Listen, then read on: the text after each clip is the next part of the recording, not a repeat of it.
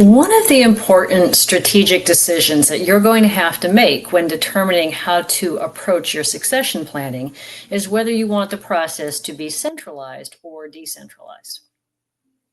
If you choose the centralized route, HR will be the hub of the succession planning.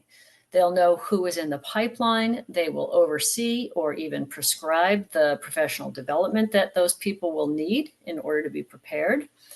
They'll sign people up for classes, send them to conferences, hire them coaches, and they'll generally make sure that people are progressing along a career path or a learning path.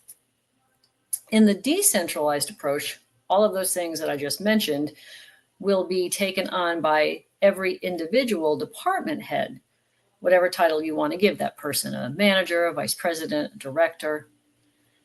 In the decentralized approach, each individual department will plan their own succession pipeline, and they'll keep HR in the loop. HR is not going to have individual sight lines into each department or even each individual succession plan. Instead, HR will be kept apprised of the plan, and they'll act more as a consultant to the department head. So the role of HR is very different in the centralized versus decentralized approach. In the decentralized approach, HR is more of an advisor to an individual department as opposed to owning the process and making sure that the company as a whole has their succession plan in place. For example, if a department head said, I want my people to have more industry experience, the HR pro would say, give me a week and I'll come back to you with some options that might fit your goals. What HR won't do is say, let me prescribe what people are going to do. They're not going to assess what skills people have now or what professional development they'll need. The responsibility that HR has in the decentralized process is to make sure that every department head knows what they're doing. Do they know how to plan a career trajectory?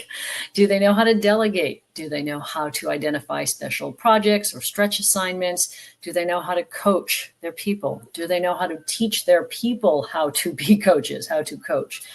And are they willing to let somebody go from their department in order to advance their career and make a more well-rounded contributor to the organization?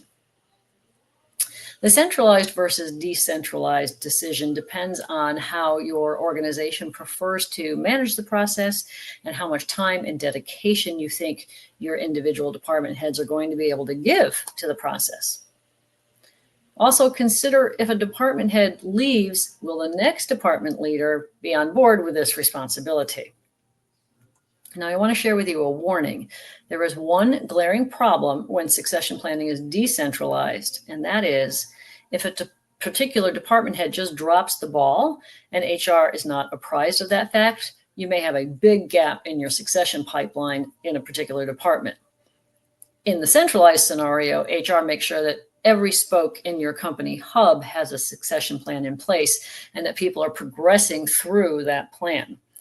So if you choose to go the decentralized route, make sure that you have regular monthly or bi-monthly check-ins with every department head so that you know that they're staying on top of this very important commitment. Good luck to you.